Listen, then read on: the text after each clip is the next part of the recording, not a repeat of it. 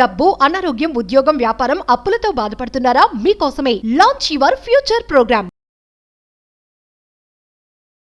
Hi ఇయర్స్, India's largest digital media network Suman టీవీకి స్వాగతం. ప్రస్తుతం మనతో ఉన్నారు advocate and motivational speaker Ushasri. Usha, ఈ జనరేషన్ లో అంటే విచ్చలవిడితనం ఎక్కువైపోయింది అని చాలా మంది అభిప్రాయం. అంటే నాతోనే ఎంతమంది అంటూ ఉంటారు, ఏందో రాదా విచ్చలవిడితనం ఎక్కువైపోయింది, మా కాలంలో ఇలా లేరు అంటారు. నిజంగా అంటే స్వేచ్ఛకి విచ్చలవిడితనానికి చాలా తేడా ఉంది. స్వేచ్ఛ మాకు ఫ్రీడమ్ ఇవ్వలేదు అని కొంతమంది ఏడుస్తూ ఉంటారు. అంటే నాకు ఒకటే అర్థం కాలే, స్వేచ్ఛకి ఏంటి వీళ్ళు కోరుకునేది చిన్న చిన్న బట్టలు వేసుకోవాలి, ఓ ముగ్గురు నలుగురు అబ్బాయిలతో కానీ అమ్మాయిలతో కానీ మెయింటైన్ చేయాలి, మేము పబ్లకు వెళ్ళాలి, మేము ఏ టైంకి వచ్చినా మీరు అడగకూడదు, మీరు ఏం రిస్ట్రిక్షన్స్ పెట్టకూడదు, దీన్ని స్వేచ్ఛ అని అనరు అని నా ఫీలింగ్. ఏమంటావు? విచ్చలవిడితనం ఎక్కువ అయిపోతుంది కాబట్టి కొన్ని దారుణాలు పబ్లిక్ లో చూడలేకపోతున్నాం. ఎప్పుడు నీ బాధ ఇదేనా? అంతే అబ్బా, ఏం చేయాలి? విచ్చలవిడితనం ఎక్కువ అయిపోయి నిజంగా డిసిప్లైన్ అనేది అంతరించిపోయింది. నువ్వు ఒకసారి అన్నావు ఒక వీడియోలో, రాధా మా నాన్న మా క్లాస్మేట్ తో మాట్లాడితేనే పెడి కొట్టాడు. ఇప్పుడు ఏంటి కంబైన్ స్టడీస్. మా తల్లిదండ్రులు కూడా నాకు ఫ్రీడమ్ ఇచ్చారు.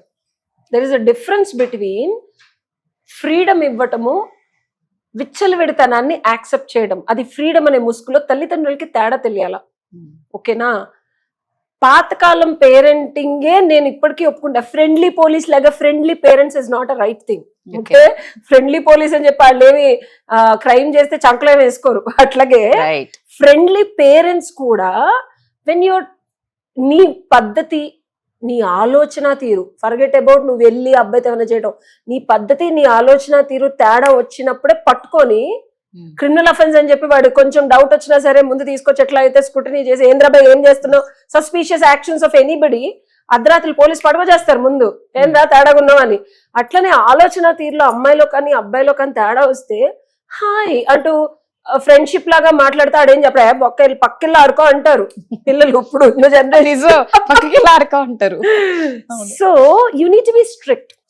ఎట్లా అంటే వాళ్ళకి తెలియజేయాలి. మా పేరెంట్స్ నాకు అది చాలా చిన్నప్పటి నుంచి అలవాటు చేసింది మా మదర్. అంటే నాకు ఇంకా ఆ జోన్ లో ఉండిపోయాను నేను. అంటే భయభ్రాంతులు అనే దానికన్నా ప్రాక్టికల్ రియాలిటీ నాకు అలవాటు చేశారు. డబ్బు నాన్న సంపాదించట్లా, నేను కష్టపడి సేవ్ చేస్తున్నాను. ఉషా, ఒక 10 రూపాయలు ఇచ్చి 10 రూపాయల్లోనే ఆ పూటకి బియ్యము, నూనె, పప్పు తీసుకురమ్మని మా అమ్మ క్యాన్ ఇచ్చి పంపించేది నాకు. 6-7 years old. ఒక 5 star చాక్లెట్ అప్పట్లో 2 rupees ఉండేది. ఒక 2 rupees నేను చాక్లెట్ కొనుక్కోవాలి అంటే నేను ఆల్మోస్ట్ 1/2 kg బియ్యాన్ని ఒక పూటకి మా పేరెంట్స్ వదిలేయాలని. కెన్ యూ బిలీవ్ నాకు 18 ఏళ్ళు 17 ఏళ్ళు వచ్చే వరకు 5 star చాక్లెట్ కొనుక్కోలేదు. విలువ ఆఫ్ ఎ డబ్బు చెప్పాలంటే ఇది అవుట్ ఆఫ్ ద సబ్జెక్ట్ అనుకుంటారు కానీ విలువ, డబ్బు విలువ తెలియని టీనేజర్స్ ని పెంచే తల్లిదండ్రులది తప్పు. కరెక్ట్. నీకు తినే తిండి ఎక్కడి నుంచి వస్తుంది, నువ్వు వాడే బట్టలు ఎక్కడి నుంచి వస్తుంది, నువ్వు సోకించుకునే మేకప్లు, పబ్బులకి వెళ్ళడానికి డబ్బులు, high heels, maintenance, internet, fancy phones అడగగానే కొనిపెట్టడం, ఫ్యాన్సీ బైక్స్, కార్స్ కొనిపెట్టడం. మా నాన్నగారు నాకు డిగ్రీలో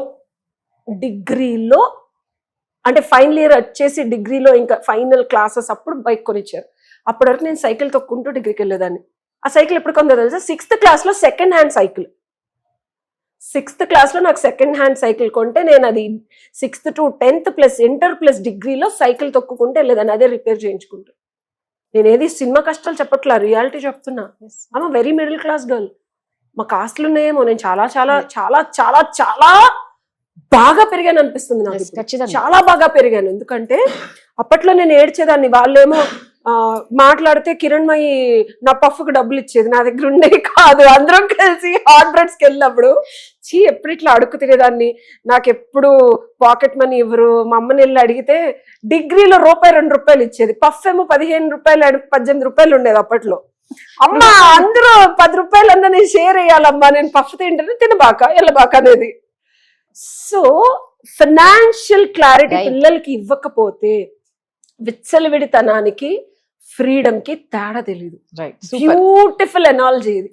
కరెక్ట్. నా 17 ఏళ్లకి నాకు 5 star చాక్లెట్ కొనుక్కోవడం ఇస్ అ కిక్ నాకు. సో మీరు ఎంత ఇచ్చినా అలా కిక్ ఉన్నట్లా గుర్తుపెట్టుకోండి. మీరు ఆడికి ఫ్యాన్సీ కారు, BMW, బెంట్లీలు ఇచ్చినా మీరే వాళ్ళ దగ్గర నుంచి ఆ కిక్ని తీసేస్తున్నారు. మీరే బాధ్యులు. సో ఫ్రీడమ్ కి విచ్చలవిడితనానికి డెఫినిషన్ అనేది బాధ్యతాయుక్తంగా తల్లిదండ్రులు తెలియజెప్పాలి. కరెక్ట్. ఒక పబ్కి వెళ్ళటానికి 5,000 ఖర్చు అవుతుందంటే ఎంత కష్టపడితే 5,000 మా పాకెట్ లోకి వస్తున్నాయి, ఎంత కష్టపడితే అది మేము మీకు ఇవ్వగలుగుతున్నాం, అది మేము ప్రేమ మీ మీద ఉంది కాబట్టి ఇస్తున్నాం, వాత్సల్యంతో ఇస్తున్నాం అని చెప్పే అర్హతను స్థితిగతిలో తల్లిదండ్రులు లేరు. అడిగారా ఇచ్చేయండి, వద్దన్నారా ఏడుస్తున్నారా ఇంకోటి చేయండి. So parenting rules and regulations వల్ల రాదా.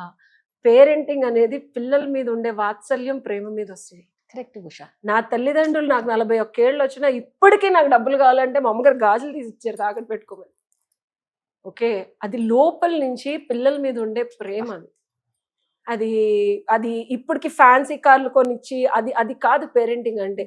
ఒక బిడ్డ తల్లడిల్తా తనకి నాకు సైకలాజికల్ గా నేను డిప్రెషన్ లోకి వెళ్ళిపోయి 3 ఏళ్ళు ఏం చేయాలో తెలియకపోతే మా నాన్నగారు రీసెర్చ్ చేసి డిప్రెషన్ నుంచి బయటకు ఎట్లా రావాలి, బుర్ర బాగా పనిచేయాలంటే ఏం చేయాలని మందులు, హోమియోపతి మెడిసిన్స్ ఆయన మీద ఆయన రీసెర్చ్ చేసి ఆయన వాడి నాకు ఇచ్చారు. Last 7 years. అంతెందుకు ఇప్పుడు నేను ఇంత బుర్ర బాగా మాట్లాడుతున్నాను మా నాన్న ఇచ్చిన మెడిసిన్ నేను చాలా బల్లగుద్ది చెప్తాను. That's the beauty of parenting. బిడ్డకి ఏం కావాలి, అది మెడిసిన్ అవ్వని, లేకపోతే మానసిక స్థైర్యం అవ్వని, నేనున్నాననే ధైర్యం అవ్వని, తల్లిదండ్రులు ప్రతి క్షణం నేను అదే చెప్పా గమనించాలి. ఆడు బుర్రలో వచ్చే థాట్ స్టేజ్ లోనే గమనించి మా నాన్న మా అమ్మ ఇప్పటికి ఇస్తారు. అలా మీరు ఇవ్వగలిగితే విచ్చలు పెడతాను. నేను ఒక్కదాన్ని ఉంటాను రాదా, ఎంతమంది తిరగచ్చు, నేను ఎంతమందితో నేను పబ్బులకి వెళ్ళొచ్చు. పొట్టి బట్టలు వేసుకోలేనా నేను, నాకు ఇప్పటికీ పొట్టి బట్టలు వేసుకుంటే నగ్నంగా ఉన్న ఫీలింగ్ వస్తుంది. అది పెంచే పద్ధతి. నేను వేసుకుంటే కూడా నాకు ఇంకా మనకి అట్లాంటి ఫీలింగ్ నువ్వు బిడ్డలకి ఎట్లా కలిగిస్తావు, నువ్వు పెంచే పద్ధతిలో ఉంటుంది. సో విచ్చలు పెడతానానికి బిడ్డ వెళ్తుందంటే ఆపలేదు మా నాన్న, అసలు ఎల్లకుండా చేశాడు. సూపర్. నిజంగా అక్కడ దాకా వెళ్ళకుండా నాలో థాట్ రాకుండా నన్ను తీసుకెళ్లి బ్రహ్మజ్ఞానంలో పడేశాడు. 19 ఏళ్లకి నాకు బాయ్ ఫ్రెండ్ తో తిరిగే బదులు ఆ కిక్, నీకు పిల్లలకి మత్తు పదార్థాలు ఇస్తున్నాయి, ఆ కిక్ వాళ్ళతో వాళ్ళు చేసే సాధనలో ఇస్తున్నాయి అనేది మా నాన్నకు తెలుసు.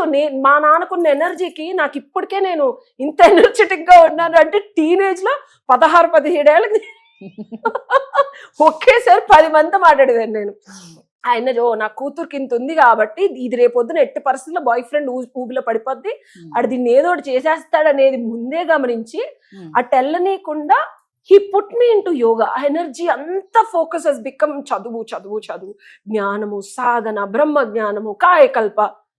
సో నువ్వు బిడ్డని ఎందు దారిలోకి వెళ్తాదా, వెళ్ళిన తర్వాత ఆపటం కాదు. ఓహో ఇంత ఇది ఉన్నప్పుడు ఏ దారిలోకి వెళ్ళకుండా సూపర్ నీ దారిలో నువ్వు పెట్టుకున్నావు అనుకో. It's parenting is not a simple thing. Time ఇవ్వాలా పిల్లలకి, విచ్చలవిడితనానికి వెళ్లే లోపే వాళ్ళకి ఫ్రీడమ్ యొక్క రుచి అండ్ ఆ విచ్చలవిడితనంలో వచ్చే కిక్ కన్నా నీతో నువ్వు ఉండటము, లేకపోతే ఎవరి కల్చర్ వాళ్ళది. నేను వాళ్ళకి ధ్యానమే నేర్పించమని చెప్పను. మీ పేరెంటింగ్, మీ బిడ్డ, మీ చెట్టు, మీరు సన్నజాజి లాగా పాదులాగా పాకిస్తారా లేకపోతే వృక్షం లాగా పెంచుతారా మీ ఇష్టం. నేనెవరిని చెప్పనీకి. రైట్. నీ బిడ్డని నీకు నచ్చినట్టు పెంచుకో, కానీ నీకు కానీ సమాజానికి కానీ వాళ్ళకి కానీ హాని కలిగించకుండా చేయి. ఇది సొల్యూషన్. సూపర్ గా చెప్పావు. Thank you.